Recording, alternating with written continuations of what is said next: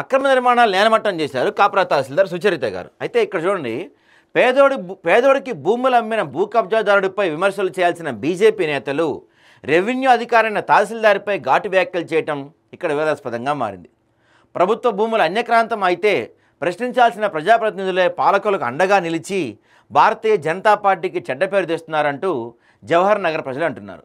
అయితే ఇక్కడ కాప్రా తహసీల్దార్ గారు సుచరిత గారు ఉన్నారండి. ఈ సుచరిత గారు చాలా స్ట్రిక్ట్ యాక్షన్ తీసుకొని వీటిని ఏవైతే ఉన్నాయో వాటిని పడేస్తుంటే ఈ కొంతమంది యూట్యూబర్లు కానీ పేపర్ అని చెప్పుకునే కొంతమంది జర్నలిస్టులు వీళ్ళంతా ఏం చేస్తున్నారంటే, రెవెన్యూ అధికారిగా నా బాధ్యతలు నిర్వర్తిస్తుంటే విధులకు ఆటంకం కలిగించే విధంగా కొంతమంది యూట్యూబ్ ఛానళ్ళు వారు అధికారుల పేరు చెప్పుకుంటూ వసూళ్లకు పాల్పడడం, తీరా తహసీల్దార్ తెలిసి కూల్చేసిన తర్వాత రెవెన్యూ అధికారులపై ఇష్టం వచ్చినట్టు మాట్లాడడం, వీళ్ళపై చట్ట ప్రకారం చర్యలు తీసుకుంటామంటూ జవహర్ నగర్ పోలీస్ స్టేషన్లో ఫిర్యాదు చేసిన కాప్రా తహసీల్దార్ సుచరిత.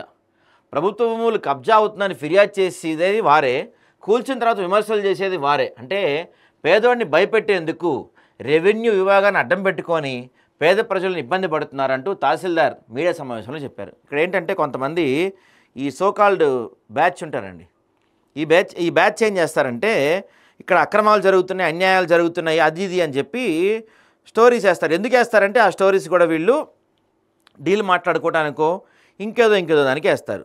తీరా సరే ఎంఆర్ఓ గారు యాక్షన్ తీసుకొని అక్కడ ఎంఆర్ఓ గారు యాక్షన్ తీసుకున్న తర్వాత మాత్రం వీళ్ళంతా ఎంఆర్ఓ గురించి తప్పుగా మాట్లాడటం, విమర్శలు చేయటం, వాళ్ళ యూట్యూబ్ ఛానల్స్లో నెగిటివ్ స్టోరీస్ చెప్పడం చేస్తున్నారండి. ఒకసారి మాట్లాడతాం. మేడం నమస్తే. మేడం నమస్తే అండి. నా పేరు సాయి మేడం, ఆదాబ్ టీవీ నుంచి కాల్ చేస్తున్నాను. లైవ్లో ఉన్నాం మనం. ఓకే చెప్పండి మేడం. ఇది ఇక్కడ ఈ జవహర్ నగర్లో భూ కబ్జా, వీళ్ళకి ఎవరైతే కబ్జాలు చేసి వాళ్ళ కబ్జాలు పాల్పడుతున్నారో వాళ్ళందరికీ బీజేపీ నేతల అండదండలతో పాటుగా ఎవరైతే మీడియా వాళ్ళు వీటిని వెలికి తీశారో వాళ్ళే ఇప్పుడు మీ గురించి రివర్స్గా కొన్ని స్టోరీలు కథనాలు ప్రచురిస్తున్న పరిస్థితి కనపడుతుంది. అసలు ఏం జరుగుతుందండి అక్కడ? ఇప్పుడు జవహర్ నగర్ గురించి నేను ప్రత్యేకంగా చెప్పాల్సిన అవసరం లేదు ఎవరికి కూడా. అది ఒక్క భూదంద మాఫియా. అందులో భాగంగా ఉన్న గవర్నమెంట్ ల్యాండ్స్ మొత్తం ఆల్మోస్ట్ కబ్జా అయిపోయినాయి.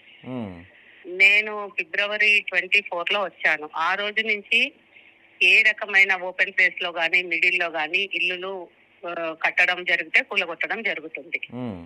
అదే యూట్యూబ్ ఛానల్ వాళ్ళు ఇప్పుడు నేను చేసింది రాంగ్ అయితే ప్రతి ఒక్క మీడియా కూడా దానికి ఎక్స్ప్లోర్ అవ్వాలి కదా.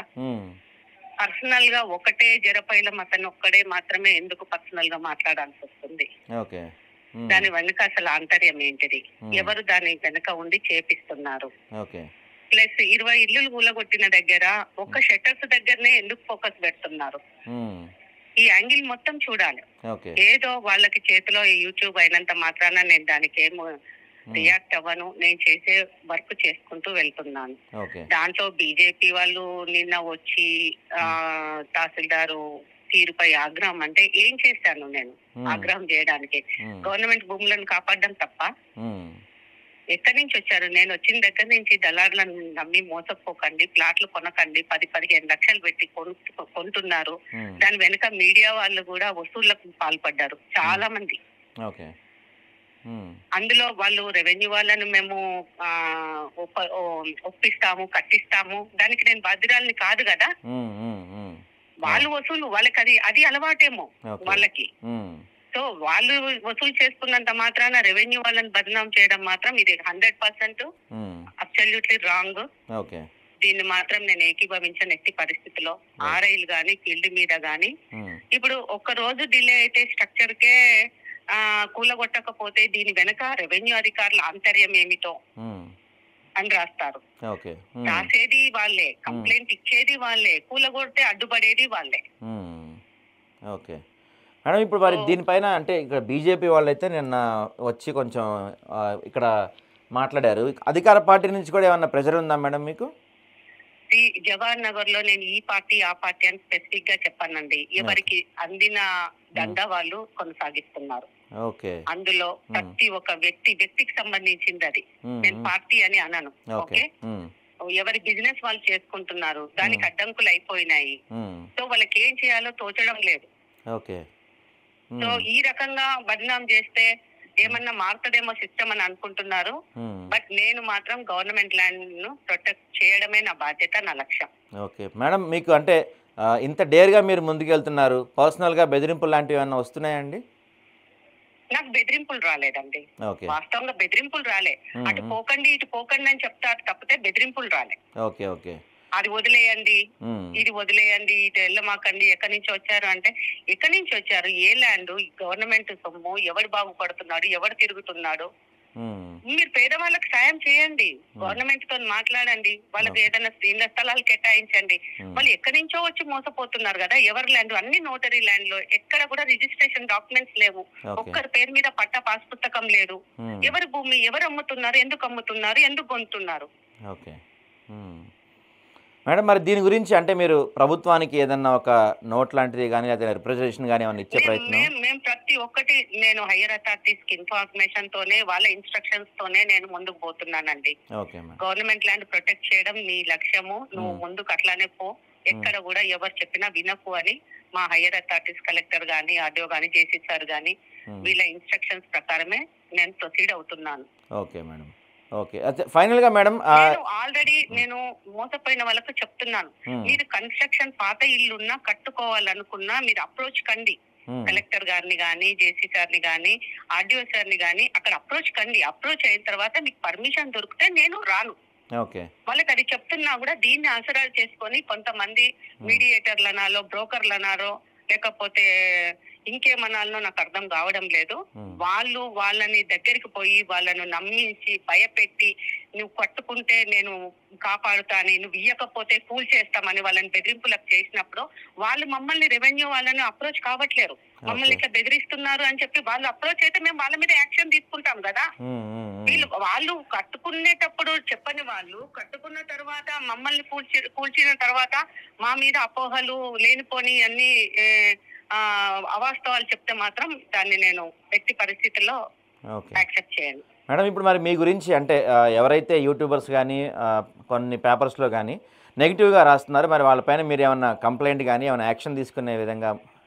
నేను డెఫినెట్ గా ఇచ్చానండి. ఎవ్వరు కానీ నోటరీలు దొరికినా, ఏ ల్యాండ్ వాళ్ళు అమ్మిన వాళ్ళ పేపర్లు దొరికినా, కొన్న వాళ్ళు దొరికినా, ఈ రిపోర్టర్స్ నాకు వ్యతిరేకంగా అంటే మీన్స్ వ్యతిరేకం మీన్స్ నేను చెప్పేది ఏంటంటే ఉన్నది రాయండి, లేనిది రాయకండి, అది మీ హక్కు. ఓకే, బట్ మీరు ఉన్నది వాస్తవాన్ని రాయండి. దానికి ఏదో అంటే నువ్వు ఒక వివరణ రాసేటప్పుడు అది వాస్తవమా అవాస్తవమా అని అడగాలి కదా అట్లీస్ట్. అది అడగకుండా నీకు నచ్చిన రీతిలో నువ్వేం అనుకుంటున్నావో, నీ వెనక ఏముందో తెలియకుండా రాస్తే నాకెలా తెలుస్తుంది? సో నా స్టాక్ మాత్రం నేను క్లియర్ ఇన్స్ట్రక్షన్స్ ఇచ్చానండి.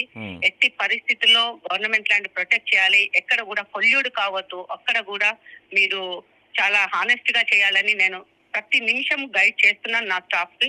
నా స్టాఫ్ లో కూడా ఏమైనా పొరపాట్లు ఉంటే నేను డెఫినెట్ గా యాక్షన్ తీసుకుంటాను. వీళ్ళు రాసినంత మాత్రాన వీళ్ళు వన్ సైడ్ వీళ్ళ రాంగ్ అన్నాను నేను, బట్ మీరు వాస్తవాలు తెలుసుకొని రాయండి. ఓకే, కానీ చాలా గ్రేట్ మేడం మీరు, ఎందుకంటే మేము రోజు వార్తల్లో చూస్తుంటాం ప్రభుత్వ సంస్థల్లో ప్రభుత్వ అధికారులే చాలామంది లంచాధికారులు ఉంటున్న తరుణంలో మీరు ఇంత డేర్గా ఎట్టి పరిస్థితుల్లో ప్రభుత్వ భూమిని కాపాడాలి అని బలంగా నిలబడుతున్న మీ సంకల్పానికి హ్యాట్స్ ఆఫ్. మీరు ఇలానే ముందుకెళ్ళాలని కోరుకుంటున్నాం. Thank you madam. Thank you అండి. Thank you.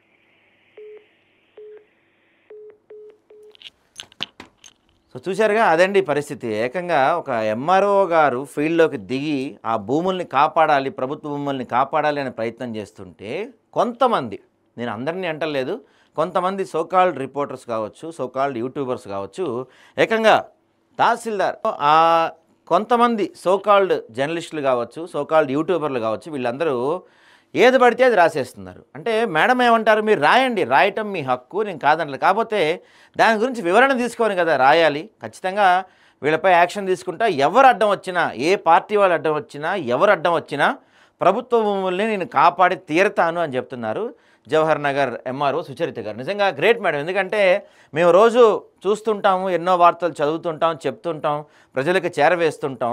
అక్కడ అధికారి లంచం తిన్నాడు, లేకపోతే ఇక్కడ ఈ అధికారి లంచం తీసుకొని ప్రభుత్వ భూములకు పట్టాలు ఇచ్చేశాడు, ఇట్లాంటి వార్తలు మేము చాలా చూస్తూ ఉన్నాం. కానీ ఒక ప్రభుత్వ అధికారి మీరు ప్రభుత్వ భూముల కోసం ఇంత స్ట్రాంగ్గా ఇంత గట్టిగా నిలబడి పోరాటం మాత్రం నిజంగా హ్యాట్స్ ఆఫ్ మేడం. నిజంగా మీలాగా మిమ్మల్ని ఇన్స్పిరేషన్ తీసుకొని మిగతా అధికారులు అంతా ఉంటే కనుక ఈ తెలంగాణలో అన్యక్రాంతం అయిపోయిన కొన్ని లక్షల ఎకరాల భూముల్ని తిరిగి మనం స్వాధీనం చేసుకోవచ్చు. ప్రభుత్వానికి కొన్ని వందల కోట్ల రెవెన్యూ మనం వచ్చేలా చూడొచ్చు. ఎందుకంటే ముఖ్యమంత్రి గారు డబ్బులు లేవని చెప్తున్నారు కదా, ప్రతి విషయానికి డబ్బు లేని పరిస్థితి ఉంది రాష్ట్రంలో, ఏ పథకానికి కూడా.